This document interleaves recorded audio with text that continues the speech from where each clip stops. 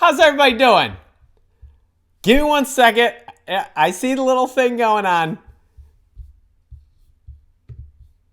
It's Community Appreciation Week. And I love it. I see a bunch of you coming in here. Great to have you. Great to have you. It's gushing time over my people. So Monday, helping you build a career you love. You got me all week. Well, most of you got me all week. So some of you got me all week. Most of you got me 4 days. But we're going to have a ton of fun and try to give a bunch of stuff away. Been giving it away in my emails, so hopefully you're on the list.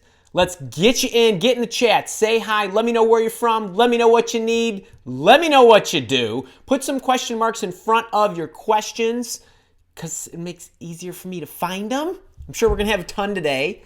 And if you are in the Mile Walk Academy programs, let me know. Give me your hashtags. Always love to see you. And I always love to see Connie Cotter, and I especially love seeing her first online. You know, I thought this morning after I was meditating, Connie, at like 4:31, and I was thinking about I haven't heard from you in a while. So I hope things are going well. But get in, say hi, and let me make sure. It looks like everything is great. You know, I got me and my smile today and lots of love for you. So let's try to get a lot of questions answered. I am going to try to give some things away. I was not really clear with Kara and Stacy how we were going to do this. We're going to give some stuff away. And I'm going to put you on alert. I'm going to give a course away or something like that for the best question of the day. So maybe we'll do a little vote, see how that turns out at the end. And so I won't know until I actually go through this. And then I'll let you pick, from some of my courses. But great to have everybody. I'm going to try to get my chat here. And wait, can we all give Connie a big shout out for just basically being awesome? I love seeing you, Connie. I really do. Connie is in all my programs, and she's an all around just the sweetest person ever. So hope the new job, well, not so new job, is going well. And let's see, we got Carla from Ohio. Actually, can I say this? We gave this guy away this morning. If you're on the email list, I gave the digital version of this little beauty, normally $17, away for free. But you got to be on the email list. Now, if you're not on the email list, you didn't get it. So jump in on the email list because you know why? Because every day I'm sending you something this week. And because you missed today's, I'm going to recap it for you tomorrow. So the link will be in there. So it's the ebook and the audiobook and the backstory and all that good stuff. That book is free. Generally, if you want to chip in for a few bucks, I'll ship it to you if you actually want the paperback. But Carla is saying, Andy from Ohio, enjoyed the goals ebook. Thank you. You are welcome. Recent graduate looking to change careers. Well, I'm assuming if you're a recent graduate, you're not too far into it. No experience in my target field. Should I put a link to my IT projects on my resume? Carla, so you asked me a yes or no question, and I'm never just going to leave you there. So first thing is, for any of you that are recent college graduates or going to grad school or getting out on your undergraduate, whatever it might be, you do not, number one, need to stay completely in alignment with what it is that you studied. Here's a great little case study or example from my life. I graduated from school with an electrical engineering undergraduate degree.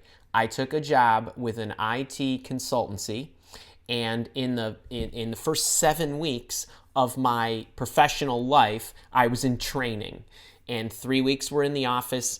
4 weeks were in the office. I was training with these other people. And then for 3 more weeks, so for a total of 7 weeks, I was sitting at a table with some different people from all around the world. And in my little group, there was me. I was an engineering student. There was a history major, a theology major, an econ major, an IT comp sci major, and a mechanical engineer. And the fact that I can remember that is amazing. But startlingly, right, it just goes to show you, if you're smart and you've got the right communication skills, energy, attitude, the thirst for learning, curiosity, all the other good relationship building skills, all of these skills that transcend, you can do anything. And most, I don't want to say most, but a lot of companies are going to be open to graduate students or recent college grads with their undergrad to hiring them, because they're going to train them.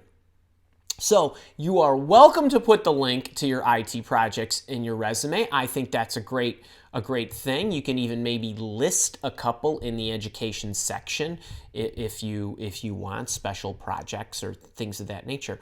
But I don't think you need to worry. And the other thing I'll leave you with is, I would definitely do two things. I have a career changer playlist on my YouTube channel. I would highly recommend going at that thing. There's got to be 10 videos on that, covering everything from how to package up the resume, how do you talk through why you want to change careers, also the fastest way to make a career change. So if you do have some experience under your belt, what's the fastest route to go into a new field?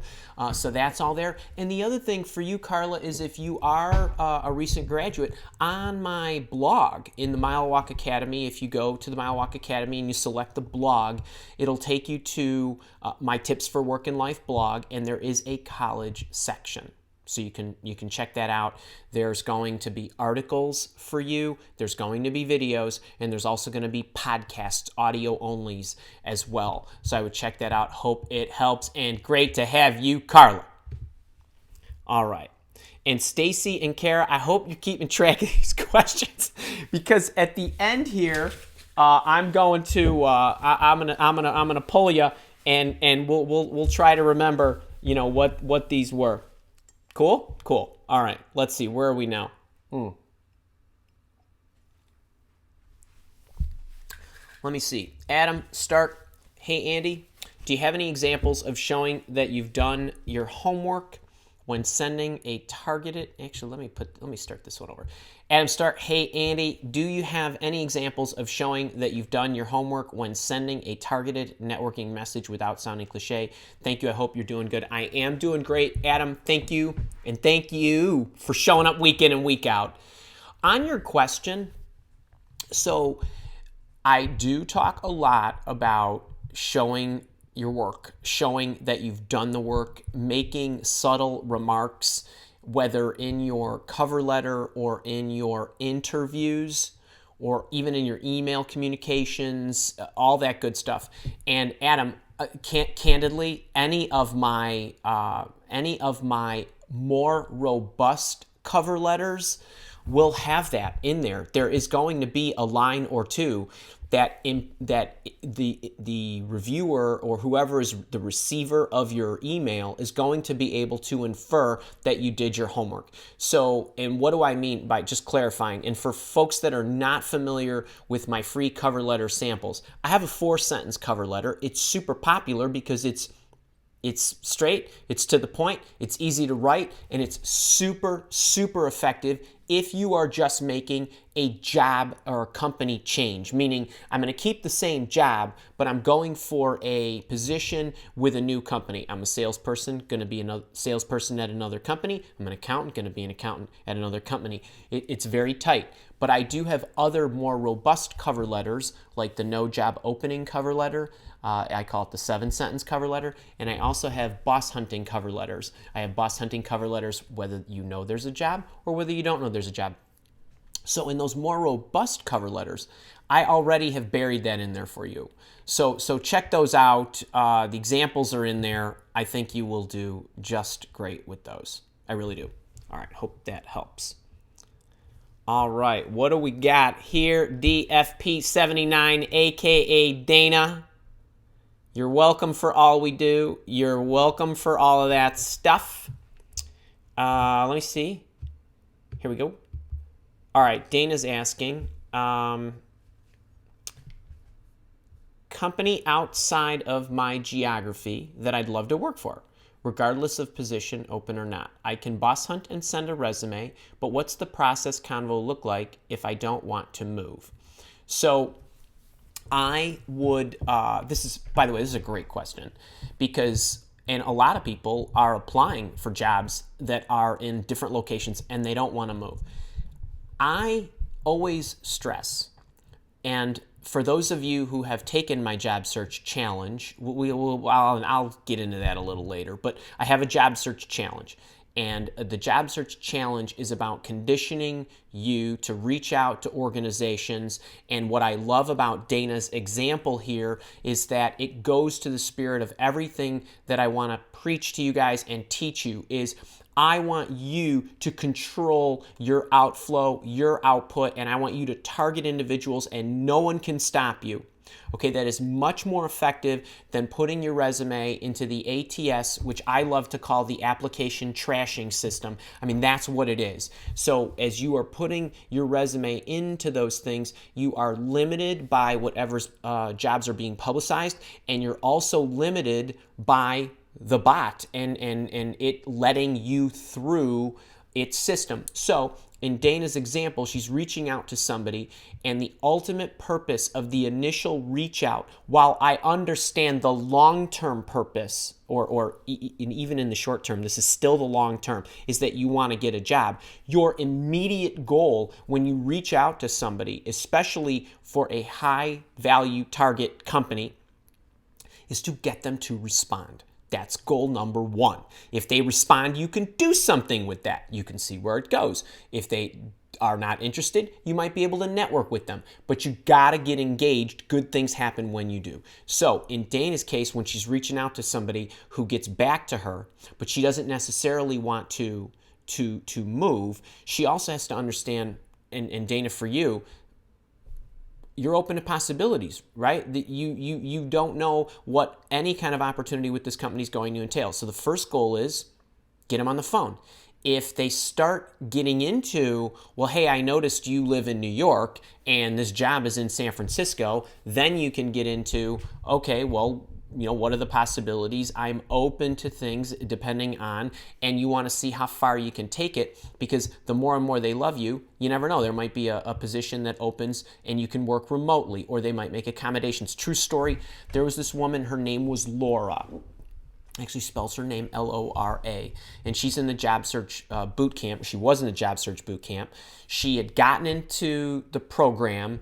She was just turned 60 years old. She was 59, just about to turn 60. Had just gotten let go, and she had spent her entire career in media. Media is a rough industry for a variety of reasons. It's especially rough if you're a woman, and it's especially rough if you are an older worker and a woman. And she was a little bit panicked, but she got it in the boot camp. She went through the process. We actually had a coaching session as well. And she was doing basically, Dana, the same thing that you are doing, where she was reaching into anybody, anywhere where it looked promising, great company.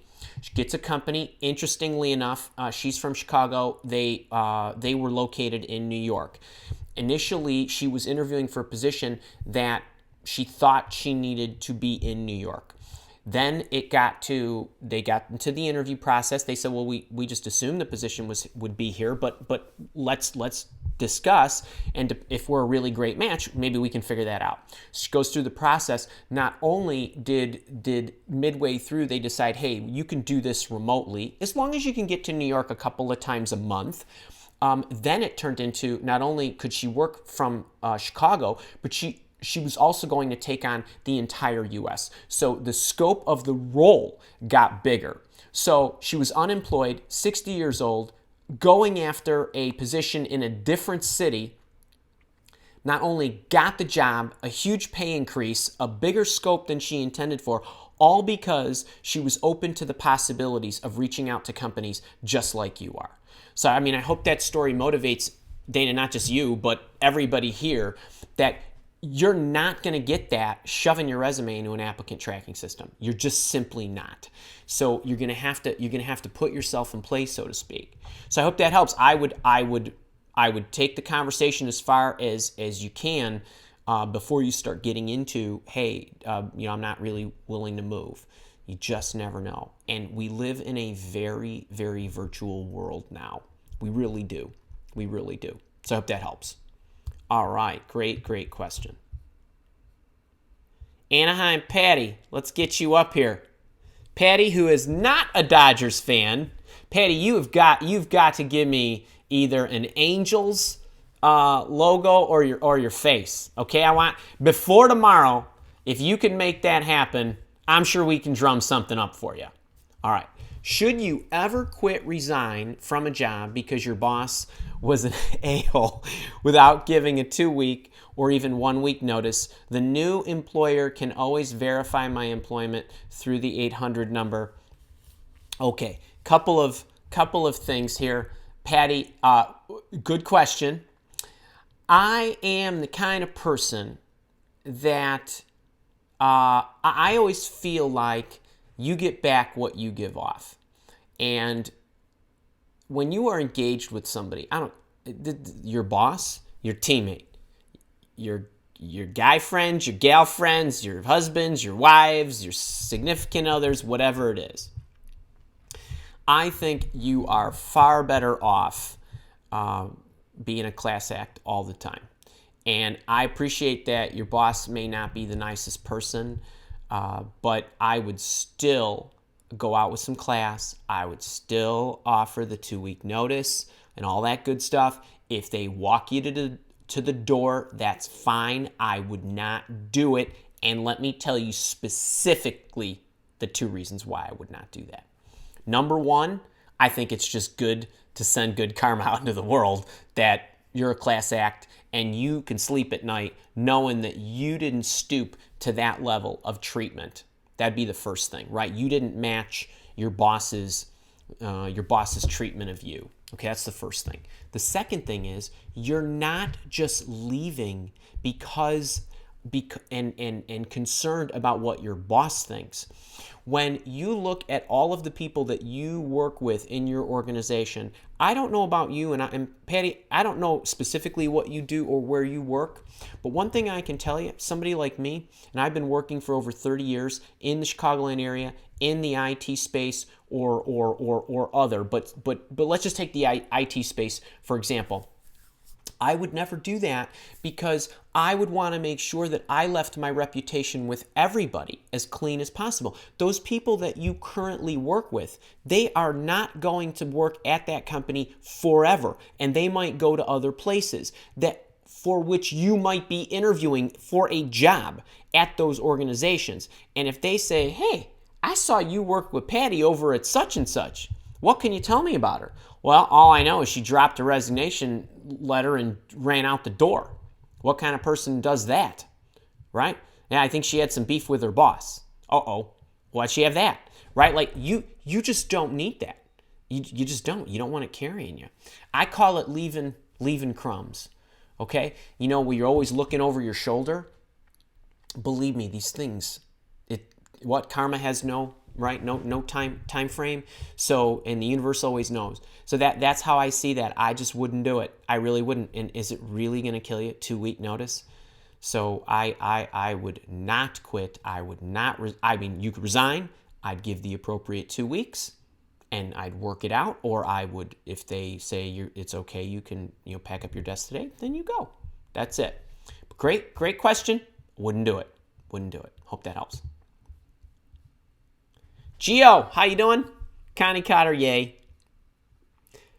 Diana, love you too. Hey, Steve. No questions today. Well, Diana Dembski has a question. My beloved Di, is it okay to ask to see where they'll be having you work or ask to meet the team to ensure culture fit?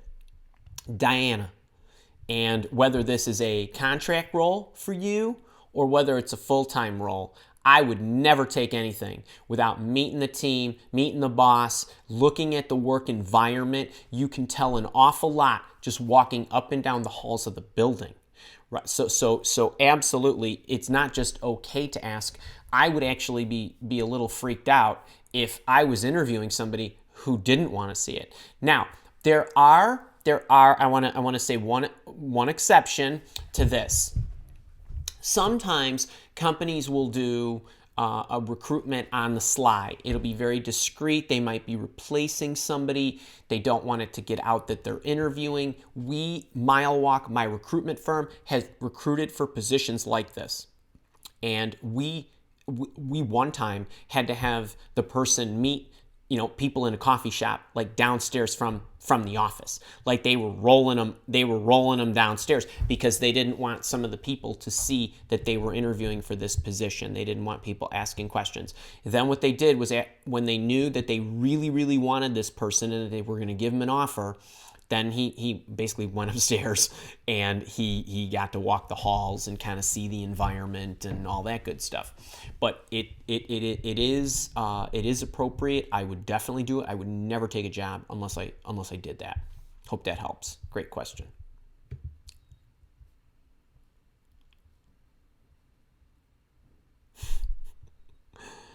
Is that Rustlin? How are you? County Counter, 1 month from my 1 year anniversary with the job that Andy helped me get. Loving life, moving fast. Oh, so much to do. Yes, that's true. My beloved boot camper. Karen, how are you, my boot camper? All right, just buzzing through. Joe Winter from Louisville. And John, my boot camper. And Bethany.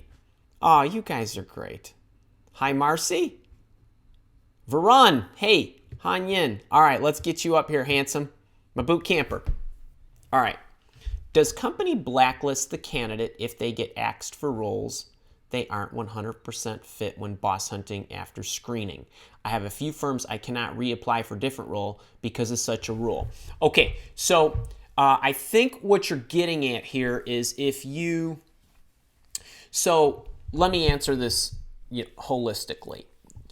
I don't believe that companies truly blacklist unless you are not culturally sound, or you did something, meaning you're not a cultural fit for the organization, or you did something that really turned off one of the people that you connected with, or something of that nature. I do not think that they blanket, because you tried to reach out to somebody via the boss hunting technique, or maybe you tried to contact an HR official or a recruiter directly, or whatever it might be. I just don't think so. And so, it's technically a yes or no question, and I do not think that that's the case. I think that we always, in whatever we do in our lives, we always make our own bed. So, and that's, again, going back to what Patty was asking about, should I leave this quickly? And so, Hanyan, I don't see that. I don't see that as a rule. I really don't. Hope that helps. All right. DA, hey, Sonoma. Oh, I miss wine country. All right, just buzzing on down. I appreciate. Hey, Joshua. Hey to you. MTO, great to have you. Sanjitha. DA and Andrew, my mom thanks you. She's never been more proud. Yes, mom's never good. I haven't looked through the whole chat. My guess is my mom is on here somewhere, but if she's not, then she's busy. Okay, Jay. So I would like to be very careful in my remarks on this. So Jay's asking, how is the coronavirus affecting jobs? So I want to talk about this because I'm getting a lot of questions on my YouTube channel about the coronavirus and how do I think it's affecting jobs? Should I not shake people's hands? All kinds of stuff. Now, I don't want anything that I say to be construed as or misconstrued as insensitive, because anybody who's been afflicted by this, just like anybody who's afflicted by any ailment, it's a serious matter. It is. And it's important that we are mindful of this and that we are aware of this. But if you, in certain countries, have had a greater impact than other countries. So, for example, I live in the United States, and 2 days ago I looked at the statistics.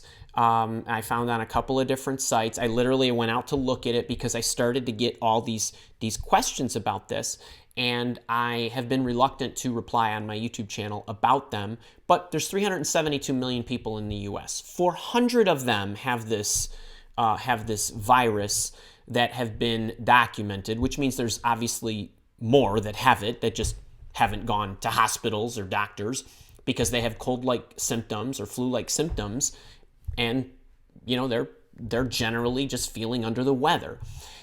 That's how I feel about this. Now, obviously, there are people that have become terminal because of this, but people become terminal because of any kind of flu. People die from colds, people die from headaches, and all that stuff.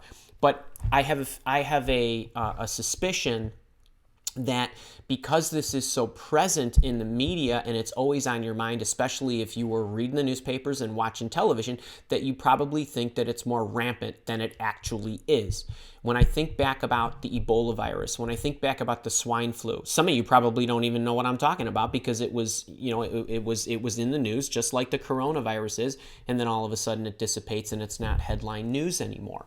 So my view on this stuff is, I want you to be careful. I want you to eat well, sleep right. I want you to wash your hands. I want you to, right, and not be touching your eyes and all that good stuff if you are going into interviews and all that good stuff. There are organizations, this is true. My wife, her son, she's been working from home 3 weeks, works for Discover. And they just said, everybody stay home, do your job from home. We won't chance it. That's fine. That's awesome. If they can do that, that's cool. There are other organizations who have resorted to video interviews because they don't want the candidates coming into the office. And that is certainly their right to do. And I support any organization or any individual's decision to care for themselves the way that they want. I genuinely mean that. But I go to the health club. I'm not worried. I wash my hands. I swim in the pool. I went in the steam room this morning. I shake hands. I hug people. That's me. And that's the way I'm going to go about my business. And I am not going to change that. But that's how I roll. I just think when you look at this, now obviously 400 of 372 million is a very, very small number. In other countries, it is more rampant. I get that. So I want you, wherever you are located in the world, to be paying attention to the possibility and probability that this is something that you could contract. So that's really all I want to say about that. I honestly think you take care of yourself. Like I said, do the things that are always recommended, not just because we have this outbreak, but because they're just good hygiene practices. So that's what I think about the coronavirus. Hope that helps.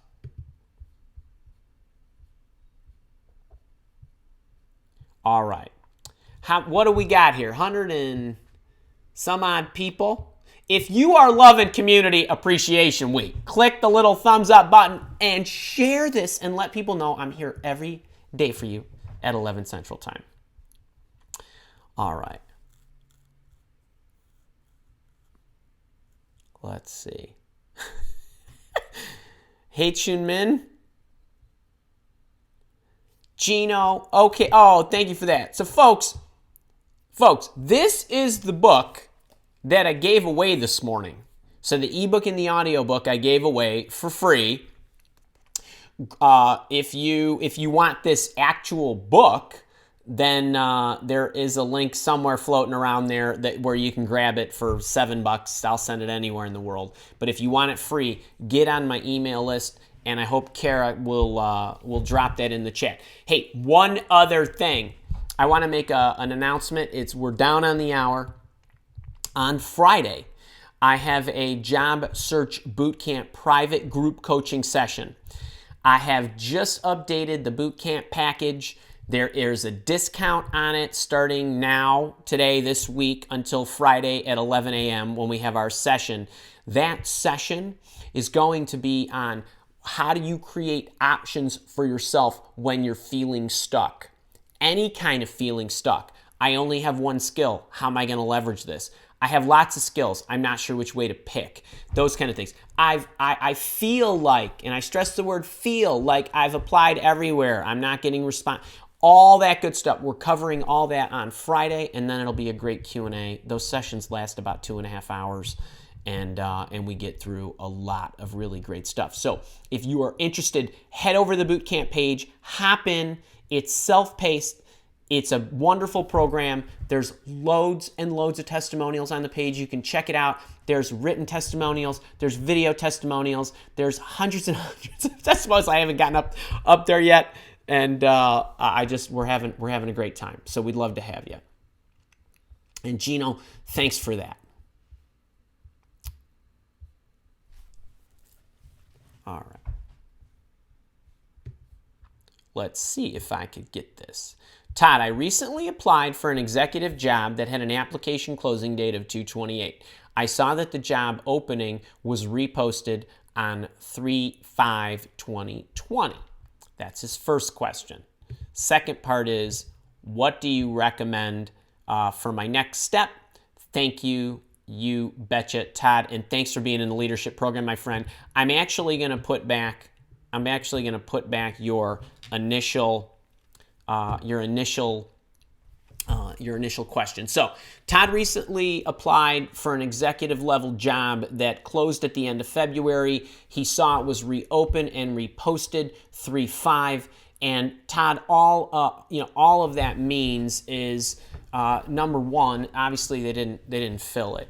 If it's a one of a kind job, then they didn't fill it.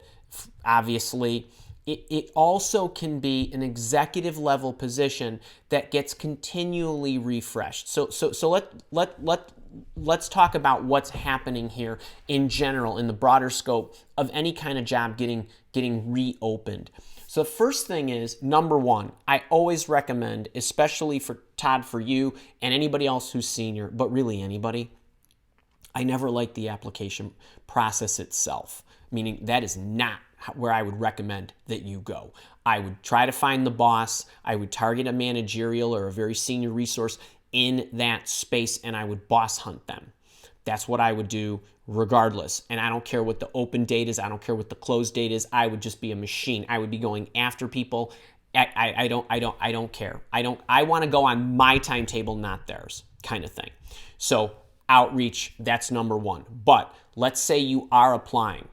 When you look at a job listing, somebody might say, well, if the job has been opened for a month or two, I don't want to apply because they probably got a lot of candidates. To that, I would say, if the job is still open, the job is still open. They haven't found the right candidate.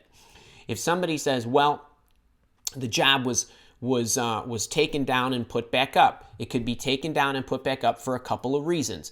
Number one, they like to put a finite amount of time. Companies do this. They put a finite amount of time on the position. If it's an open all the time kind of position, like as an example, companies that we recruit for, they are always hiring salespeople. They never take the posting down, but they constantly refresh it to make it look like it's a new opening when they are always on the lookout for great salespeople. Okay, you don't know if that's the case.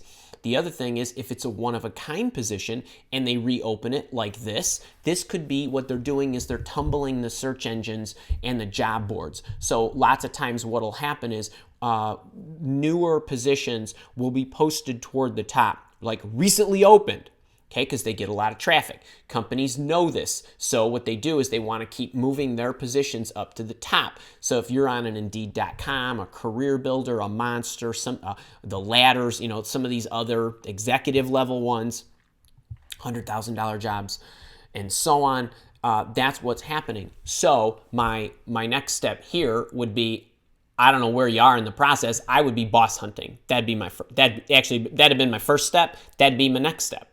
And you can apply, and if you've recently applied, I would still imagine, because it's probably true, that no one has seen your resume. So just go after the people that you think would be smart to do it. Go after the bosses first, then go after the recruiter or the HR people second. That's what I would do. I wouldn't keep submitting or resubmitting my application. All they did was change a date, and it tumbles it. So I hope that helps, but that's important context there. That's a really great question, by the way. Hope that helped. All right, Karen from Toronto, great to see you. Celia Wang, first timer, you are welcome. And oh my God, can we put this up? First thing is, Celia, first time joining the live chat. Can we all give Celia a big live office hours community appreciation week hug? All right, and you are welcome for all I do. You watched the how to get job from out of state and got an offer within 2 months. Folks, go check the video out. I don't care if you're looking for a job down the block. Okay, it's got 9 steps you need to take. Basically, no matter where you're looking, but especially if you're looking out of state. Celia, great to hear it. Great to hear. Sharonda, hey, how are you? There's Carol. Let's see. Okay, let's see. Quabina. Hey, Andy from London. Great to have you. I love your material and have adapted it to my CV. Great. I'm trying to match my CV with every job spec, but somehow I'm being overlooked for the most part. What am I missing? Not to be flip, but the fact is if you are applying through the ATS, which here again, it stands for Applicant Tracking System, but I really call it the Application Trashing System. You've got maybe, and I don't know what your background is, a 2 to 4% chance of being seen, which means you got a 96 to 98% chance of not being seen. So my recommendations for you would be go check out my video. So first off, the job search challenge is for you. That's the first thing. So maybe Kara can toss that in the chat again. It's a free 5-day video program. You create a free Mile Walk Academy account. You go in there. I immediately give you day 1. You can go through it and get a bird's eye view of the whole challenge. And then the next 3 days are key lessons regarding identifying and creating a target company list, then the next day identifying people, then the next day emailing them and online networking, so what to say to them. And then the 5th day is about all the troubleshooting. Each video is about a half an hour, and the last one's about 50 minutes because it takes a little time to cover the problems and how to overcome them. That's the first thing. If you want to stick with the applicant tracking systems, then I would definitely check my video out on 3 free tools to overcome the ATS. Or to get past the ATS. I can't remember what the exact title is, but it's something like that. But if you search ATS on my YouTube channel, it'll come up, or on my blog, it will come up, as well as some other articles that I've written about how to bypass the ATS. So then the last thing I would take a look at is I would use JobScan. JobScan is a darn good tool. They're continually making it better. It is not perfect, so don't go out there and tell me that you're not getting the scores you want. And Andy, why'd you recommend this? It is not a perfect tool, but it's very good at giving you the low-hanging fruit of the mistakes that you've made in packaging your resume in relation to. Let me stress that, in relation to the position that you show it you want to apply for. So you want to be careful about that. But I am not one to make a lot of different versions of my resume. I like one version of the resume, and then I like to massage it. If I have to apply through the applicant tracking system, I would massage it in alignment with the job description, which only means that I would highlight certain skills and I would use the vernacular that the job description is using, the keywords. So if I'm in sales, I could call myself sales. I could call myself an account exec. I could call myself a business development representative, a business development executive. There's account manager. There's a bunch of monikers for this. So what does the job description ask for? Does it ask for account exec? Oh, okay. I'll change sales to account exec or whatever throughout, kind of thing. That's what I'm getting at. But I hope that helps. It's difficult without looking at your resume. I mean, there could be some wholesale changes that I would make, but without looking at it, I wouldn't know. But I would start with those tools that I gave you, and I would also look at my resume template, as you said you had, and JobScan. All right, hope that helps. All right, let's see. What do we got here?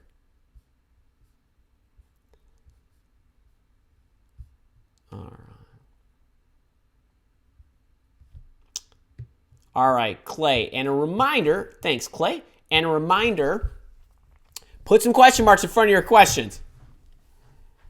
All right, if you have 30 minutes for a second interview with the hiring manager, what are 3 things I need to do? I'm going to tell you the one thing you need to do, and go watch my second job interview video. That's it, Clay. Go do it. And I give you the 3 things to do in that video. All right. Tracy, my boot camper, let's get you up here. Laugh out loud. I must have said something funny. Or maybe you were thinking something funny. All right. Getting editorial consulting work doing Andy-inspired resume cover letter for folks. Got unrelated query for full or PT part-time editorial work asking for a rate. Should I just apply without a rate? Yes. Yes. So I would, here's how I approach all this. I would apply without a rate. I would talk to them and I would say, look, I have various rates depending on what it is you need me to do. And how long the project, is it project-based, is it hourly-based, is it whatever? And then Tracy, then go from there. You're smart. You've owned your own business. You understand that. All right. Nice W75. Where you been? Hey, Andy, what's your professional opinion on job searching in light of COVID-19, which is causing many organizations to modify their telecom policies? How can remote job seekers responsibly benefit from this? I covered this one. All right. Cecilia. Hey, Andy, why are recruiters so snoopy and insist on knowing where one got a job offer from? How to respond to them? Thanks. So, all right, let me, hang on 1 second. I want to move something here out of the way. All right, Cecilia. Cecilia asks, hey, Annie, why are recruiters always so snoopy and insist on knowing where one got a job offer from? How to respond to them? And Cecilia, I'm wondering if you mean you currently have a job offer, and if so, kudos to you, my boot camper. And if you are in the interview process with another company simultaneously, while you already have the job offer.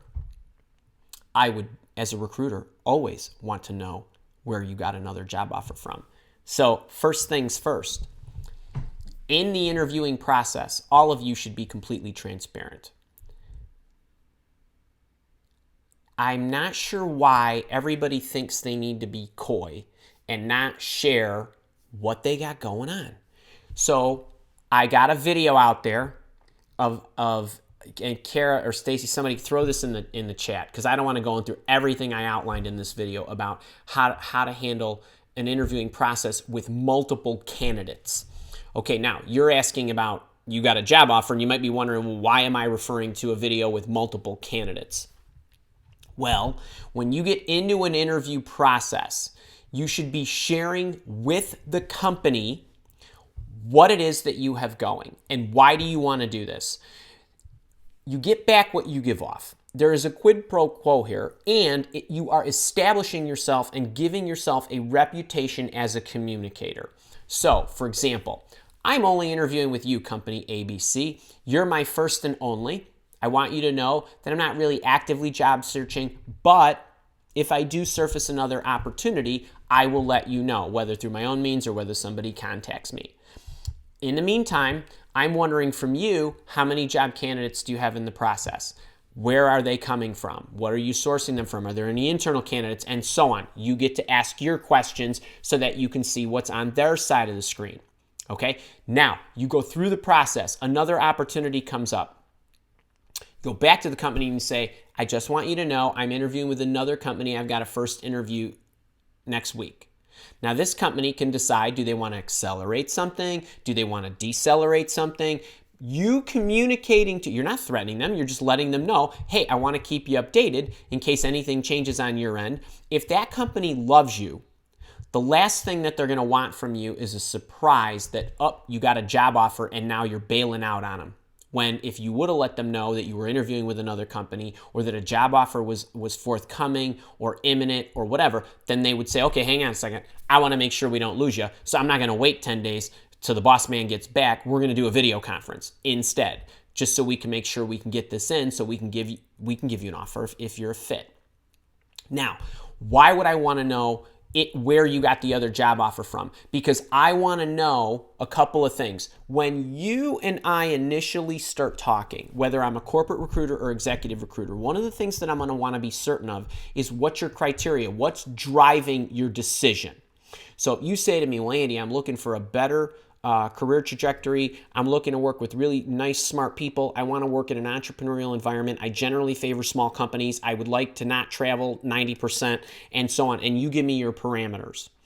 If I understand what those are and I can look at my organization and how I could satiate them for you, if you are interviewing with another company, the reason I want to know who that company is because I want to know if I think that company is going to be able to satisfy your requirements and where I'm going to be in a better position to do that or be at a disadvantage.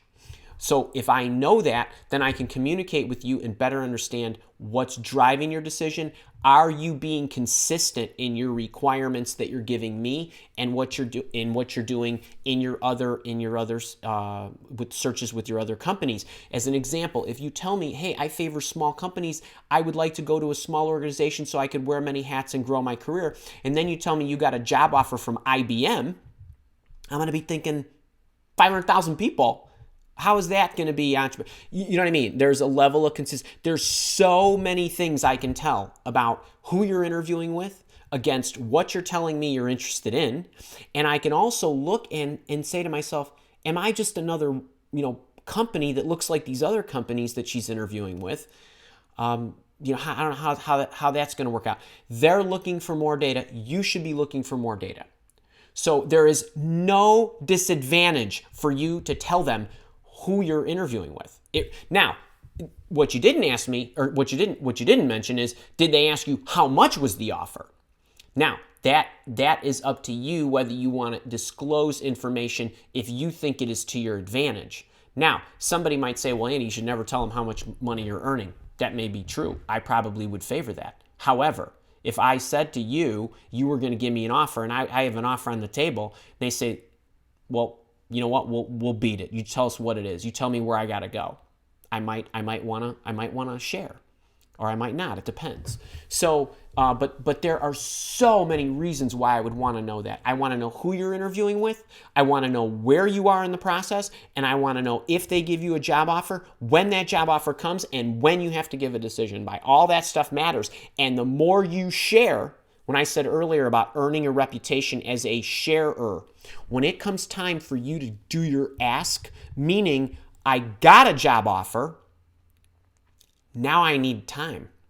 So now I need time to either go back to this organization who gave me the job offer and say, I mentioned to you I was interviewing with this other company. We're almost done. Can I have an extra week or 10 days or 2 weeks? Or they've assured me that I let them know that you gave me an offer. They said they'll wrap it up this week. You going back to the company at this moment because you've been communicating along the way, this is not a surprise to them and you have goodwill built up. You come to them at the end and say, I got a job offer, right? And you're getting a job offer from the company, the first one who gives you a job offer, and you need more time, and you didn't tell them you were interviewing with another company and that was a possibility, they're going to be miffed. So that's why you want to disclose this stuff. So if I could say, this is great, I'm receptive to your offer, I like your offer, I really would like to finish out with this other company, they've assured me that we will be wrapped up by this date, can I have until? That is you have increased your chance of getting what you're asking for there tremendously if you've been communicating along the way. So it's not just communicating the job offer or that you got one or where it was from. It was everything along the way that you communicated, and you can do it in a peaceful, non-threatening manner. You can, but that works to your advantage. This is probably the exact opposite of what people think. It's amazing how many mistakes people make doing this, but that's why. I hope that helps. I hope that gives you a little insider tip there, Cecilia. Thanks for that. Rex, amazing videos. Handy, amazing videos. What's the best resume format for a career change? Okay, hang on. Let me get this, and then Kara is telling me I missed one. Rex, hey Andy, amazing videos. What's the best resume format for a career change going from a former startup CEO to a chief people officer? Rex, My resume template, which you can download in just about any place on my YouTube channel, is the best. Grab it. Check the Career Changer playlist. That's what you need to do. All right, Kara, where? Oh, there. Let me see. I think this one I missed. Tim, what can a former employer that terminated you ethically say if contacted by a new prospective employer? If you're in the U.S., they can't say anything. They'd be liable for a lawsuit. He worked here from January of this year to February of that year. Name, rank, and serial number. That's it. Cannot speak about what happened inside the company. I hope that helps. Kara's telling you to join our mail list. I'm telling you, click the thumbs up button if you're loving this. 157 people? No, wait, two just jumped off.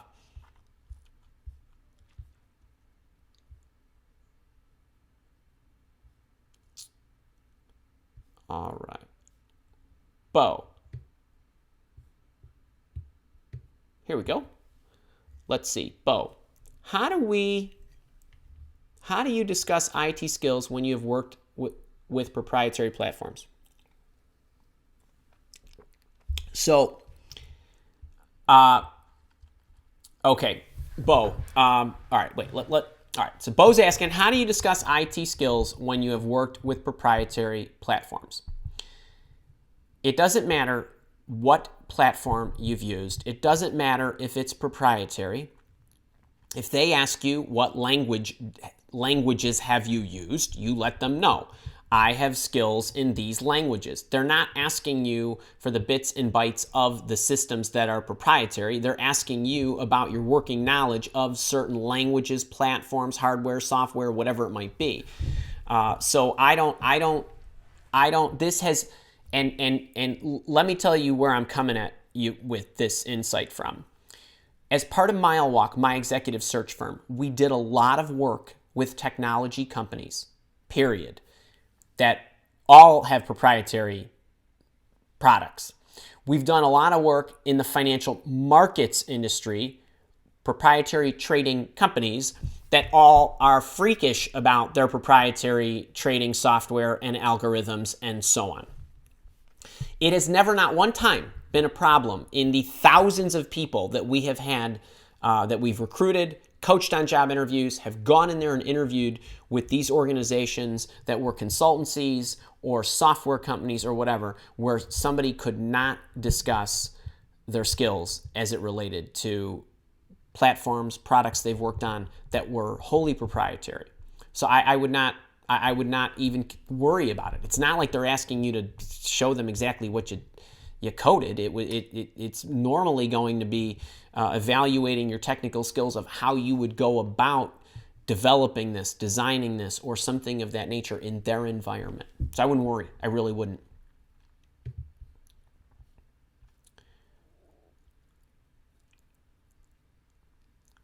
All right.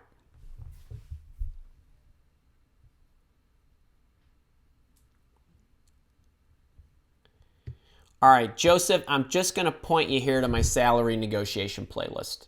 There's tons of stuff. I go through it all. Wanted to get advice in the final negotiation process after you get the job offer. I'm looking for specifics on handling the back and forth and making sure I don't push them too far.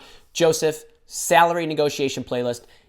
Anybody who's in my job search boot camp, however, there is an entire module and then some on how to handle the entire process, not just the salary negotiation process, but everything you should do from the time that you start the process, meaning the time you send your email or application in, all the way through your initial screen and first interview and subsequent interviews and getting ready to get a job offer and preparing them so that you receive it properly and discussing it and counteroffering it.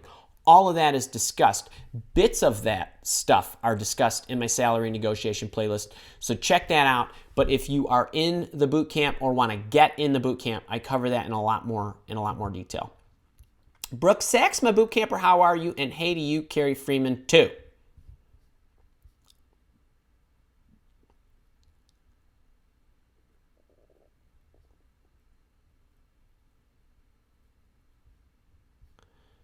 All right.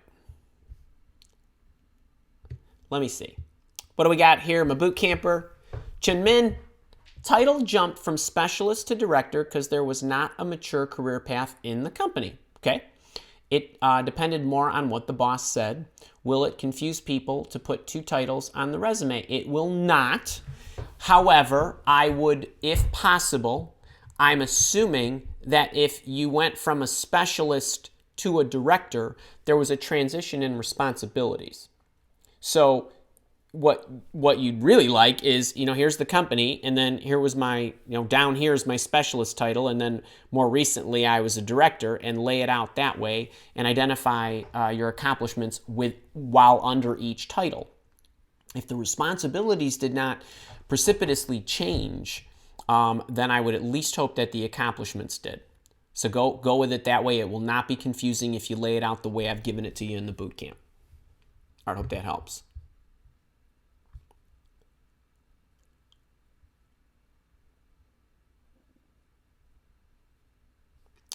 Let me see. Let me see, 11:07. Hang on, it's, by the way, folks, try to stick to one question.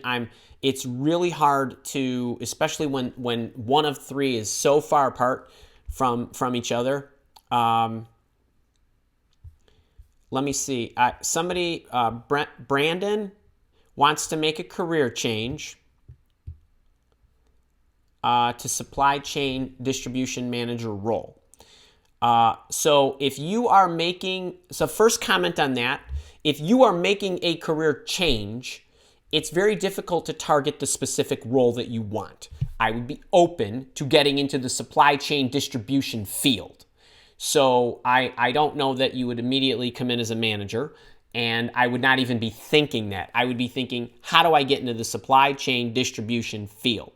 You just completed your certification, so that's a great step in the right direction. And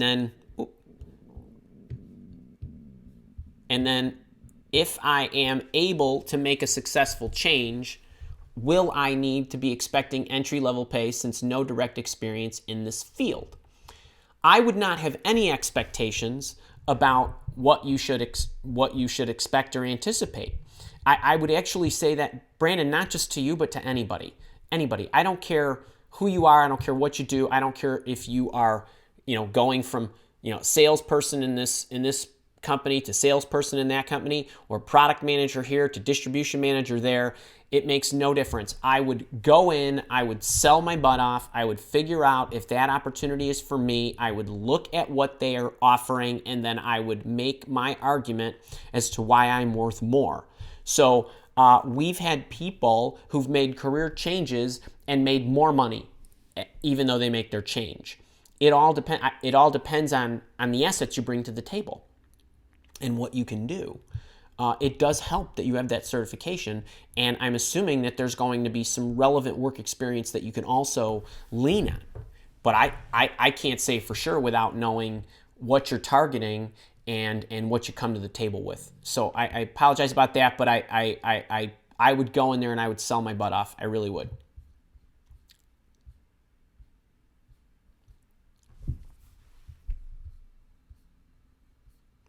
All right, let me see if I can. Alexander, hope you're doing well too. Let me see if I can get you up there, buddy. I had an interview last week with a hiring manager that I think went super well. I sent her a thank you email the same day, and now it's just waiting. Is there anything I can do at this point? So, follow-up protocols. Number one, when you are all in an interview, you gotta know what the next step is, what the speculated next step is, how long it's gonna take, who's gonna follow up with you, and when they're gonna follow up with you. You gotta know all of those things. If you leave an interview and you do not get them, it's impossible to tell you exactly what I would do next, because you don't know how long to wait, because you don't know what the expected time frame is. So let's say, sake of argument, you all get out of your interview and you didn't get any insight. And wait, maybe let me back up. If you're talking with the recruiter, you ask. Talking with the HR person, you ask. Talking with the hiring official, you ask. Talking with some teammate who's just doing a text screen, hey, I just work here, I don't know. You ask him or her what is typical. What's the next step typically look like? How long does it usually take? Who usually gets back to me? How long do you think that'll take? In your opinion, get some kind of idea, okay? No matter what. Then, if you get nothing, you send your thank you email directly to whoever interviewed you. You copy the recruiter. And then what I would also do is I would send the thank you, like I recommend, page 83 of Interview Intervention. And then I would send a separate email to the recruiter and just say, hey, I copied you on the other email. And this is right. This is within 6 to say 20 hours, 24 hours of your interview. Hey, I copied you on the other email as you saw. I wanted to ask you, what are the next steps? How long does that usually take? Then you ask the questions. Then time goes on. They're going to give you a time frame. They might say, I'm not sure how long it's going to take. They might say, we're interviewing a bunch of candidates. It could take 2 weeks. No, we usually know the hiring official is going to be back here on Thursday. I'm going to talk. So based on what it is that he or she tells you, then what you do is you set a little bit of slack time at the end. How much slack time you're setting at the end of the deadline they gave you is dependent on how far out the deadline is that they gave you. If they say, I'll call you tomorrow, then you give them 1 day, meaning you get tomorrow, and then the next day, I'm at the end of the day, I'm going to email you. If they say it's Monday by the end of the week, you wait until the following Monday. If they say 7 days, you give them a few extra days. If they say 2 weeks, you give them a half an extra week kind of thing. So you want the grace time to coincide with the amount of time based on your expectation, but you don't know the grace time unless you asked. Now, you got no clue? If you got no clue, 7 days. So you send the thank you immediately. Nobody gets back to you. 7 days later, you get back to the recruiter, the HR person, or whoever is quarterback in the process, and you say, hey, following up, what's up? Right? Just very short. Really interested. Wanted to follow up. If there is no news, can you please let me know when I might expect to hear from you? So what you don't want to do, when you send a follow-up, you want to make sure that you are really brief, because no one wants to read a long follow-up. Do not introduce new information unless something's changed on your end. Hey, I'm following up at 7 days. By the way, that other company that I mentioned, I had another interview with them. I'm going in again on Friday. That's fine. That's new information that they need to know, but don't give them any additional major information about your relationship with them. Just, hey, I'm looking to follow up. Since I haven't heard, don't make assumptions. I'm looking to follow up. I'm really interested, looking forward to next steps. If you have no news about next steps, can you please let me know when I might expect to hear from you? Something like that. You need to give them a call to action so that they actually respond. So what you don't want to do is, hey, I'm just checking in, because I could let that sit, and you don't want that. All right, so keep that in mind. I hope that helps, Alexander. And I know there were a lot of ifs and thens, but that's the reality of it. Hey, Nihal, Lalit, how are you? All right, let's see what we got here. Hey, Andy, what if you want to change domain, and in changing one domain, salary package, if low, but growth will be? Okay, so what I think you're asking me is, how do I feel about that? I always feel that your happiness should supersede everything. That's my personal opinion. Now, I realize that we all have economic realities, and there's certain amounts of money we need to pay for the roof over our head, and the kids to go to school, and all that good stuff, and the dogs to eat, and all that. But I do believe that changing careers and getting into something that you truly love is a darn good reason for taking a lower salary. I actually have an article on my blog that's called I think it's seven reasons or great reasons to take a pay cut. And I highlight what I think those are. And so I would actually check that out. And if Kara's got her dancing shoes, maybe she can figure that out. But anytime I say anything like that, if you just go to Google and say Andrew LaCivita pay cut, it'll come right up. Whatever it is, it's the Google gods like me pretty well. So if you're ever in doubt, just do that. All right, Lalit, hope that helps. All right, how we doing? 12:05. Hey, so pretty soon I'm going to be asking you about what you guys think the best question of the day has been. And you might be saying, well, Andy, how am I going to remember all those questions? It'll be the one you remember. It'll be the one you remember. And then you can go and you can kind of pop it in the chat, and then we'll take a look at it and we'll see what we can do. Maybe we'll do something on the fly. All right. Hey, if you're on the email, get this. Tomorrow, I got a resume submittal checklist, I think. It's a good one. I got a couple of good ones. But this is today. Tomorrow is a resume submittal checklist. These are not things we normally give away. But hopefully you'll enjoy that. Modest Virgo. Hey, and I am a Virgo. And there's my mom. Hey, Amelia LaCivita. How are you? Love you, Mom. Tony P. from Dunedin. One of my beloved boot campers. Bud, hope you're doing well. All right. Nihal. Hey, Arnad. Hey. All right. One thing that I think is somewhat stabilized because we went back to our old email system. But if you all, actually I do want to say this. For any of you that are downloading our stuff, which we love that you do, you go take all the free stuff you want.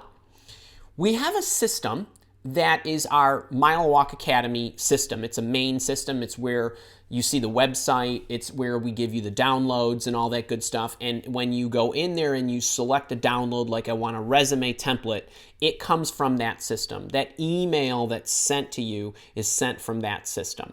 And a week or two ago, we were having some issues with one of the email servers that our software provider had us on. They were having some trouble with it, and people were not getting their emails, to my dismay. There could be some residual issues. It seems to have stabilized and been fixed. But if you download something from us and you don't get it like within minutes, then you can give us a few minutes and then just email us at support@milewalk.com and let us know, hey, I tried to download your resume template and I didn't get it. And if you're new to the Mile Walk Academy and you're new to me, then what happens is we give you a welcome email that says, hey, great to have you. This is me. Tell me about you. And a bunch of people respond. And we go from there. So keep an eye. Make sure you're marking us on your safe list. And by the way, speaking of safe lists, I sent an email yesterday about how much I appreciate you all. I got many hundreds of emails back from that email, and I replied to every single one of them. So if you sent me an email, I actually replied to you yesterday. In fact, I'm current. Because I appreciate you and the fact that you took time to respond to that specific email means the world to me. I know you read it because I saw the comments and I appreciate that. That's why I write you those emails. I know they look long sometimes, but there's lessons in them, and it's me sharing me with you, and I love to get those responses, and I responded to them. So I'm glad you guys got that email yesterday. But if you're not getting your downloads or whatever, just make sure that you are just sending an email to support. We will know that you tried to get the download and we'll send it to you. But we want you to have the stuff. And what we really want too is I want to help you at the deepest level, which is my job search bootcamp, which is on sale this week. And on Friday, we got a great private session on getting unstuck no matter what. But in the meantime, hopefully you're going through the job search challenge, which is the free 5-day video series. All right, let me see if I can get some more questions in here. Oh, here we go. Pretty good one. Sanjitha, boss hunting. How many follow-ups do I do before giving up? Okay, well, I know you didn't ask me this, but I'm gonna give you my philosophy in giving up. So here is, I'm going to answer your question, and then I'm going to tell you what I think and a great approach that you can use. Number one, go ahead and reach out. That's what we want you to do. I want you to send the message. Go boss hunt. You all should be boss hunting. You all should be HR person hunting. You all should be recruiter hunting. ATS over there. All right, you send the message. Let's say you send it, you got most of the time, you're going to send it via two mediums. Now, there's infinite mediums, right? You can go Facebook Messenger, you can go Twitter, you can go whatever. But most of the time, you're going to send it email direct or LinkedIn InMail or LinkedIn private message or whatever. My recommendation is to send it in a direct email. I've given you the tools.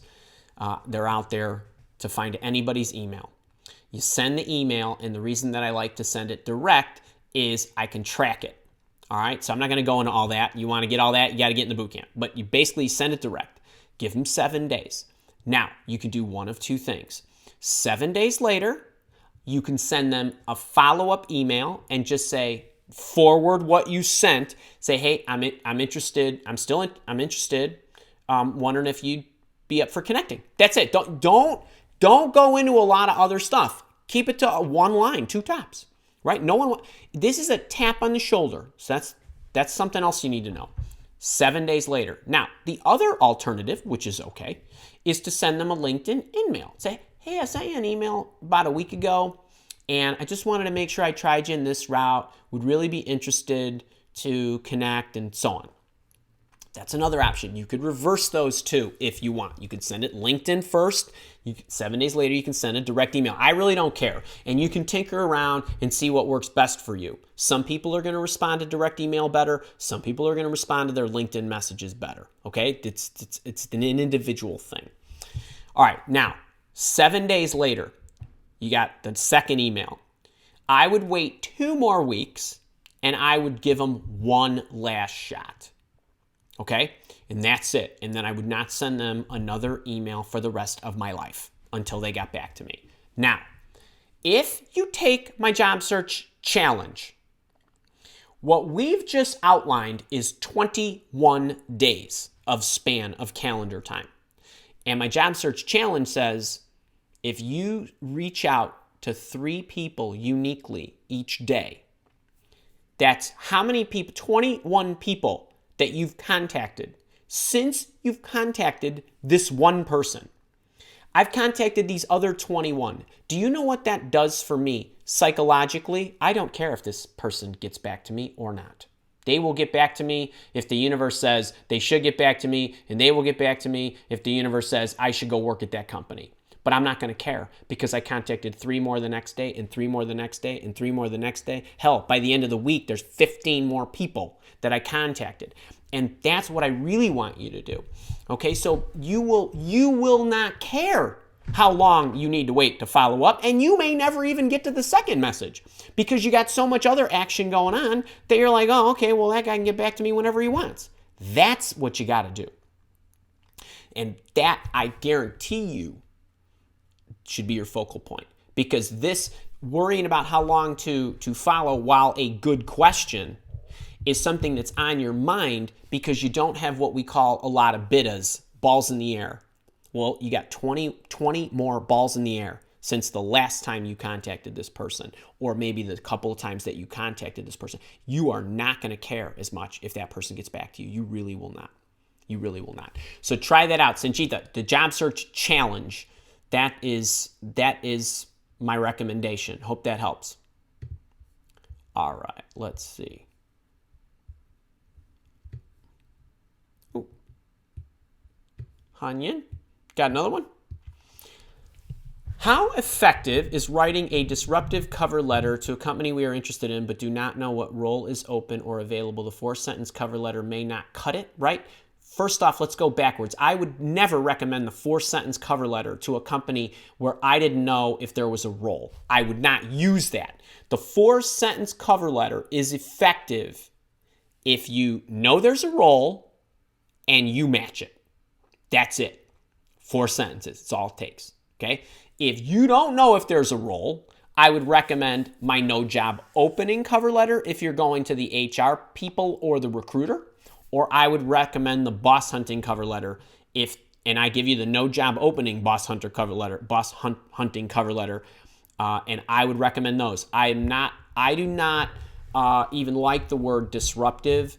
There's no reason to be disruptive, and I don't know where that word came from, and I know people use it all the time, and I know they're proud of it. I think all they're trying to say is they're trying to do something creative. You don't disrupt an industry. You create something new, and then people follow it. That's what happens. So they're not disruptive in my eyes. They're pioneers. I don't know why they wouldn't use a positive word. But try that, Hanya, and I think that'll be more effective for you. Scott Sebastian, hey, Zoma! You know I always light up when I see you, my friend. Hey, Andy, I put forward a phone interview. I was put forward for a phone interview with a company by a recruiter. After the interview, I forgot to send a thank you email to my interviewer, so I emailed it around 2:15 a.m. Oh, buddy, man, you're going to go. Okay, hang on. All right, so that was that. The interview feedback was good, but they went with an internal candidate. But the interviewer forwarded my email to the recruiter saying that I came across as too much or too forward. I'm not sure about that. I used your template, and the recruiter felt that I was repeating what he had said. He also found fault with the fact that I sent it at 2:15 in the morning. I just wanted to get your thoughts. Okay, so I'm not sure exactly what you sent or how you altered it or whatever. None of my templates has anybody ever accused us of being too forward or repeating ourselves. So I'm not exactly sure. And if 2:15 in the morning was when you had the time to send it, and anybody's worried about that, that is definitely not the company for you. Now, I would rather you be sleeping, but the fact that you did it is all that matters to me. My thoughts are these people have too many hangups. These are definitely my thoughts. They have too many hangups, and I wouldn't sweat it. I really mean that. I really mean that. And you know what? While you and I have never spoken, I have gotten to know you online and your demeanor and the way you comment and those kind of things. I don't think you're too forward or any of that stuff. I like to do this. You go, and that's what I think you should do with them mentally in your mind and move on. You're too good for that place. Yes, I did say this. You are better off being a class act all the time, for sure. And that was to Patty, Anaheim Patty. All right. Tan Vancouver, my boot camper, how you doing? Let me see. I think... Geo, hate the ATS. How do I go about emailing the direct human resources official who I network with briefly in December? You email the person directly. You email them in direct, or hopefully you got their address, or you email them via LinkedIn. Either which way. And if you actually... Without going into all the different language I would use, depending on who you... In my boot camp, in the job search boot camp, I have copywritten 10 networking templates for you that cover all such occasions. This one is actually covered in that. But for purposes of this forum, Gio, what I would do is I would email the person that you networked with in December. I would mention, hey, I really enjoyed meeting you. I noticed that there was a position. I feel I'm a great fit for it because I'm wondering if there's any insight you can give me into this or help, getting connected with the right person. Something like that. Just be casual. If you actually networked with them in December, if you know them, like actually physically networked with them, I would be really casual. If it was online networking, I would probably... If it was email, then you go back to that email thread. If it was through LinkedIn, the thread is collected and you'll still have it. So I hope that helps. All right, I got to get rolling for today. I want to zip down here And I want to see, I'm going to make a couple of announcements. Can you all, what did you think was the best question today? Let's see if we can do this. I'm like, I may have to fix this process for tomorrow. But what was the best question? Of the whole industry of career coaching dudes out there, you are the best. Oh my God, that is so nice. Can I just put that up there while we're doing this? Thank you so much. I wish I knew your name because that is the dang nicest thing. I really do. Okay, wait. So, hey, Bernice. Tips for phone interviews. Wait, that's a question. Give me your vote. Put vote, colon, and then can you remember what was the best? What did you think was the best question I answered today? I would like to give that person a gift. So John is saying that the COVID-19 answer. So wait, not what was my best answer. What was the best question? So what was the best question? Usaid. Oh, beautiful.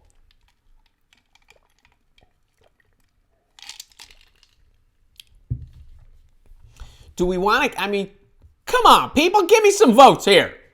All right, just say vote. Just say vote, and then tell me which one. So I know you're voting for my best answer. Vote. Who had the best question? Who had the best question? All right, we're back. Number one, we're back here tomorrow. If you are not on my email list, please get on it because we're giving the gifts away. Tomorrow's a resume submittal checklist. And then Thursday is my interview prep or Wednesday's my interview prep checklist, and then Thursday's how to interview the employer ebook. It's really a great one. So the job search challenge is free. That's my 5-part video series. That is job searching. Check that out. You can get it in here. You can get it at the Mile Walk Academy, the front page, and you can hit the challenge button and sign up. The Job Search Bootcamp, which is my paid signature premium job searching program. It's on special this week. We got an event on Friday for just the boot campers. I'm going to be teaching some special stuff, and we're going to be doing a private Q&A with them. I usually get through everybody's questions. It's 2.5 hours of bliss, 2 hours, whatever. It's long, but it's really fun, and I hope you can join me for that. So let me see. Where are we at? Yes, my accent is thick. Yes. Oh God. So so it seems, can you guys, Stacy and Kara, let me know, are we seeing a lot of the COVID-19? A lot of people. Jose, I didn't get to all the questions. I did as many as I could, but if you zip back tomorrow, I'm going to be here all week or 4 days. All right. Follow up. Oh, man. All the okay. Changing careers. Oh, my God. You guys. I'll tell you what. This is really hard. Hang on. I'm just trying to see, like, I knew this is a mess. I just couldn't figure out how to get the votes. I think I can poll. I think I might be able to poll. We can't, oh man. All right, so I'm gonna go to the top of where you guys started voting. All right, so John came in early. John's a good dude, man. Came in early with the hey, if you're liking this, click the thumbs up button while I'm looking. Vote mine. Oh, follow-up steps. How to handle boss. Okay. Career check. Coronavirus. Question on the follow-ups. Oh, man. Repost in the same chat. Man, you guys are not giving me a clear winner here. All right, tell you what. Let's do this.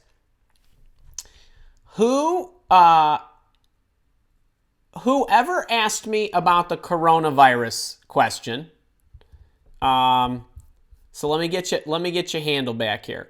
All right, so wait, I'm going to give a few away because I can't decide. And you know what? I'm an and guy, not an or guy. Just remember that. Where was it? Okay, wait, hang on, bear with me. I know this is kind of a hot mess. Oh, Angry Giles here. All right, Jay Chotsky, do me a favor and email me at support@milewalk.com. Jay, you better still be here, brother. Okay, we'll get you one of the resume courses or the interview course or something like that. We'll give you some options. And then I also want to, Jay was the corona. And then I also want to give, let's see, I'll tell you what, you know what was really good? I think Todd's question about reposting the same job. That was a great one. And I think that illuminates a lot of what's happening there. So Todd, I think you're a leader, Todd. Give us, Todd Childers, give us an email at support. We'll give you some options to grab something from the packet of job searching programs. And then let me see if I can give some more stuff away here. Hang on. The follow-up one was good, I think. I really think the follow-up one. All right, so Alexander, I think that was you. You did the follow-up one, right? So why don't you email us at support, and we will email you back with some options, and then you can pick them. We'll give you a free course. We've got a number of free courses you can choose from, and you can pick the one that best fits. All right, I hope that helps. All right, guys, I got to run 90 minutes of bliss. I will see all of you tomorrow, Tuesday, 11 Central. The event is already out there. You can set your reminder, or you could check the Mile Walk Academy calendar of live events. Just go to Mile Walk Academy if you're ever not sure. And then I'll see you all tomorrow. Everybody have a great night. All right, see you tomorrow. Take care.